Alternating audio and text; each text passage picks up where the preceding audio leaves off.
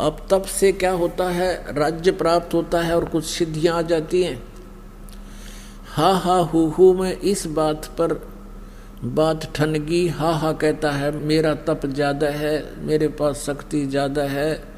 Who कहता है कि नहीं, मेरा तप ज़्यादा है, मेरी शक्ति ज़्यादा है। अपने बल का कौन शक्तिशाली है, किसकी तपस्या की शक्ति ज़्यादा है, निर्णय कराने के लिए ये इंद्र के पास गए, ब्रह्मा के पास गए। ब्रह्मा जी ने कहा भाई, अब ब्रह्मा जी ने सोचा ये तपस्वी आदमी, ये तो सर्प हैं, जब एक को नो कह दिया इसका तप ज़्यादा है तो दूसरा डंक मारेगा, शराब दे देगा तेरे को, क्यों पंगे में पा दिया। उनसे कह दिया भाई देखो, मैं तो अपना ये जो बहुत सा कार्य मेरे जिम्मे है इसमें व्यस्त रहता हूँ और ना मैंने ऐसा कोई ज्ञान है, आप इंद्र के पास जाओ, इंद्र तप से ही बनता है। अब इंद्र के पास गए दोनों, इंद्र से यही प्रार्थना की कि हम बताओ हमारे में कौन सा का तप ज़्यादा है। इंद्र की वह बात याद आ गई, जय मैंने एक को कह दिया दूसरा फिर देगा शराब, ये तो तैयार खड़े हैं फन फनाए। उसने भी कह दिया आप भगवान विष्णु के पास जाओ, भगवान विष्णु ही कुछ समाधान बता सकते हैं, मुझे इतना ज्ञान नहीं। अब विष्णु जी के पास गए, यही प्रश्न रखा, यह बात विष्णु जी के मन में आई। एक को कह दिया दूसरा तैयार खड़ा है तो तुरंत डंक मारेगा, शराब देगा, क्योंकि वो पहले नारद के शराब से दुखी हो रहे थे। तो उसने कहा देखो भाई मुझे इतना ज्ञान नहीं है, भगवान शिव जी तप ज़्यादा करते हैं, वही बता सकते हैं। उन्होंने शिव जी की तरफ धका दी वह बीमारी। अब फिर शिव जी के पास आए, शिव ने कहा, शिव से ये प्रार्थना की, तो ये बात शिव जी के ध्यान में आई।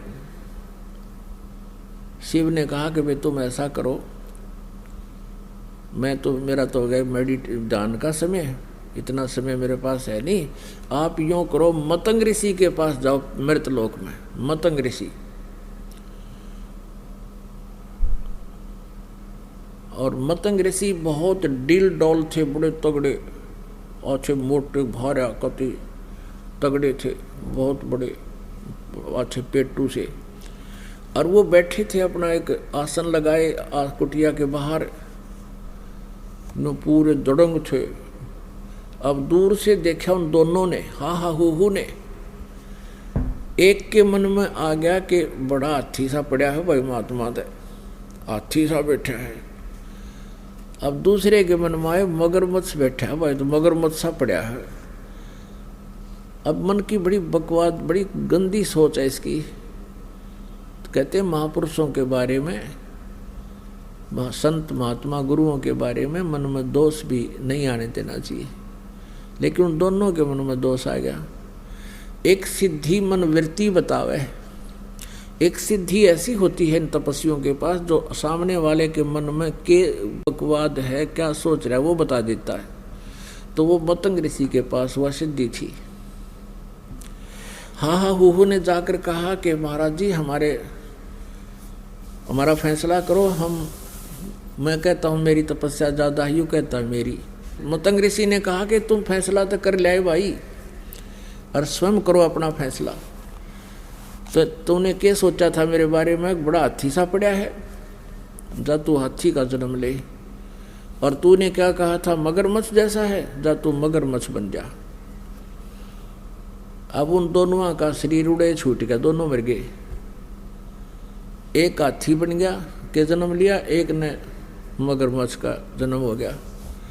अब कहते पिछले तप से होते हैं ये सारे अड़ंगे, जो पिछले संस्कारों से ही आपके, जो दास आपको बताना चाह रहा था कि आपके यहाँ कहते हैं, कबीर परमात्मा कहते हैं, एक लेवा एक देवा दूतम, या कोई किसी का पिता नहीं पूतम। ये तो ऋण संबंध जुड़ा एक ठाठा, अंत में सब 12 बाटा।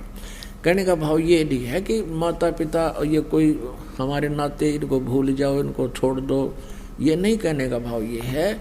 इस गहराई को समझाना चाहते हैं परमात्मा कि आज ठीक है आप पुत्र हो, आपका पिता है, माता है, भाई बहन, पत्नी है, बच्चे हैं, आपकी अब मृत्यु हो जावे, मृत्यु होकर आपका जन्म मनमाना नाइजीरिया में हो जा, उड़ा खाओ कच्चा मांस और बोलो बिरा निके एंड बेंड बोलनी ना वह भाषा है, तो आपका यू परिवार हुआ कैसे, आपका कहाँ से है ये? तो यहाँ संस्कारों से हम जुड़े हुए हैं और हमारे संस्कार है नाइजीरिया मान ले तो वहाँ जन्म होगा। तो यहाँ क्या बताते हैं, पिछले ही संस्कार जो उन्होंने किया था उसी आधार से एक मगरमच्छ बन गया, एक हाथी। अब जब वो दोनों युवा हो लिए उनके, वो आया फिर अपना तपस्या आजमाने का समय, हाथी पानी पीने गया था दरिया पे, मगरमच्छ ने हाथी का पैर पकड़ लिया, मगरमच्छ दरिया में खींचे, हाथी उसने आधा सारा बाहर खींच लिया। कभी वो हाथी को खींच ले जा, कभी हाथी उसने बाहर, ऐसे कहते हैं 10,000 वर्ष से भी अधिक समय तक ये ऐसे अपना वो खींचातानी करते रहे। शाम के समय छोड़ दें, वो अपना चारा चरा में, सुबह आते फिर हाथी पैर पकड़वा देख ले, पकड़े मैंने देखूँ, और मगरमच्छ उसने फिर घसीटे, वो उसने घसीटे। तो फिर क्या हुआ कि उसके हाथी के जो आसपास साथी थे उसके, वो क्या करते थे, आसपास से वो केले के वृक्ष तोड़ तोड़ के लाया करते, उस हाथी ने छकाया करते, फिर नो अकतालीब तो लड़ी उसके ला कर कुश्ती। अब क्या हुआ कि आसपास के सभी वो 10,000 वर्ष थोड़े हुए, सारा जंगल खाली हो गया, खा गया उन्हें। अब हाथी के पास उसके साथी थे, वो चले गए, कुछ मर गए, भूखा रहने लगा, उसको पूरा आहार भी नहीं मिल रहा था, वो कमज़ोर हो गया, बलहीन हो गया।